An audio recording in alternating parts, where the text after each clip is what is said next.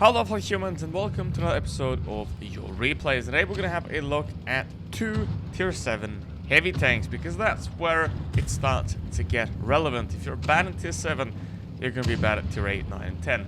So that's where it does get quite important.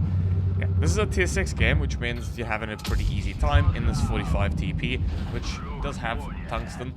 It does have 290 alpha damage. So that is quite good, especially with some tier 5s only having 600 hit points.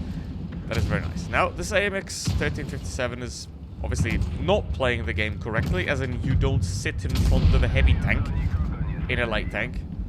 You just sit there. You don't even move.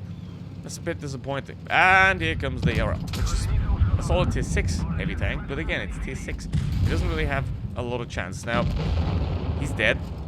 Assist to the Hellcat, and there is a stock Tiger 1 with the VK turret. Now, ideally, the Tiger 1 doesn't have a gun it used in real life. Like, the most upgraded gun of the Tiger is a gun that it never used.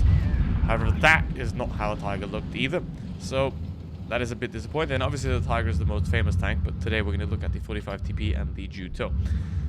And don't forget to like and subscribe, obviously, if you haven't already. So, now, you're in a bit of a pickle here. The Tiger is pushing forward, 600 HP versus 1100. You want to be very careful here. You got higher alpha damage, which means in the trading game, you have the advantage. Now, the RL and the AMX are perfect cover here, and the Tiger is somehow shooting HE at the front of a... So you see the difference here between a good tier 7 player and a bad tier 7 player, and I think... Obviously, a lot of the noobs accumulate at tier 10 because that's where it stops. You can't go any higher. But there are a lot in tier 7 as well. And let's get up the hill now because it's 383. The thing is, obviously, if you can't play tier 7, then you might want to stop there, think about what you're doing. Maybe go back to tier 5, tier 6, because if you suck in tier 7, it's not going to get better in tier 8, tier 9. Now, a vehicle like this, it's got 290 alpha damage, which is obviously very nice. It's got relatively bad accuracy at 0.36, so that's not great. That is something that tends to get better. However, you can still use tungsten on this thing. Now, against the KV2, you're pretty well off, especially if it's using the 107mm. Now, I'm not a huge fan of pushing in this deep, because obviously the T71 has an auto-loader, is full HP, can kill you here if he is somewhat competent, finds a lower plate, so I would have been a bit more careful here. Yeah, this thing is somewhat decently mobile, about 14 horsepower per ton. Gotta be careful there. So it moves. It doesn't move as fast as it could.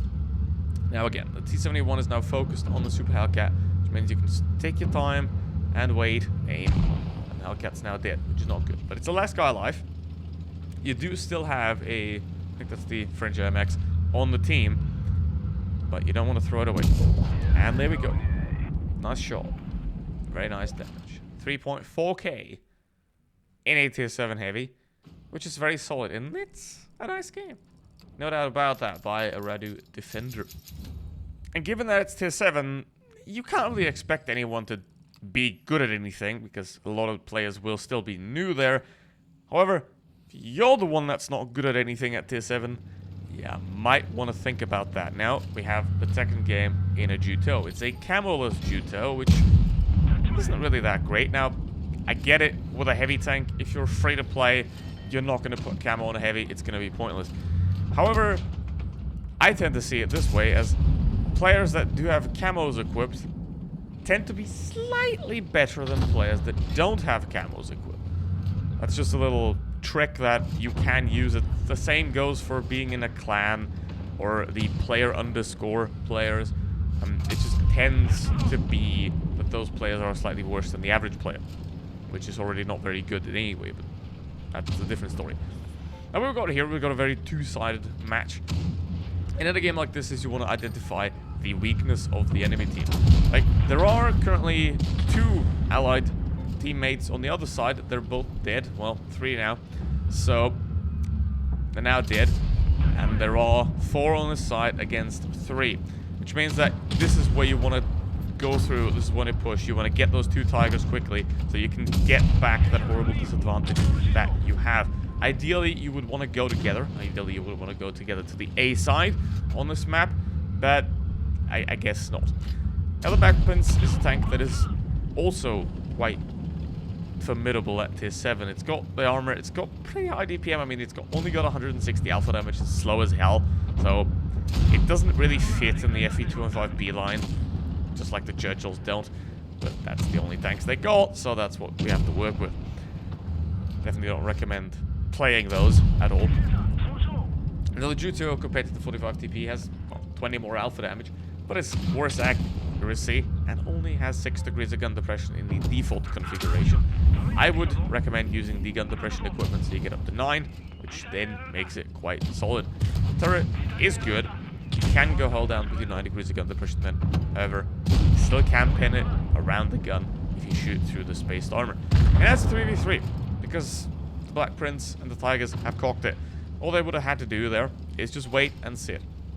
There's still a problem because 360 HP is not very healthy at all. Now here comes the VK just peeking out sideways. In a tier 6 game, that is very easy to do. Now the problem though is if you're in a tier 8 game, because then you start to face T4A2s, you start to face Chimeras, you start to face everything. Then you have to have a bit more oversight than, for example, that VK. Now the Hellcat's trying to run away. Nice shot into the rear, very beautiful. So they're not really paying much attention, but hey, look at that. Look around. That's one of the most important skills in Blitz. Look around. Look around. What is that guy doing? If you look at the minimap right now, he's behind the house. He can't threaten you. He moved forward, so there's nothing he can do about it. However, what the Hellcat can do is take out the IS-2. Is that T-34-100 just going to peek out of course he is, and the IS-2's gun blocks the shot. Oh my god, the luck is horrible. So, this T-34 is obviously playing miserably. He's not having a camo either. He's shooting HE at the front of a Juto, which can tell you everything.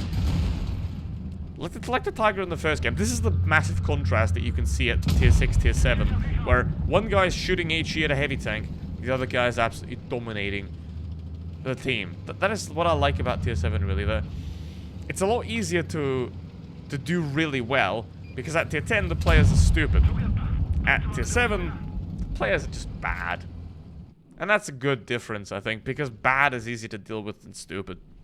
So, if you haven't played tier 7 in a while, have a look. Because the Zeus are here, 3.7 in the Juto. It's also a very nice game.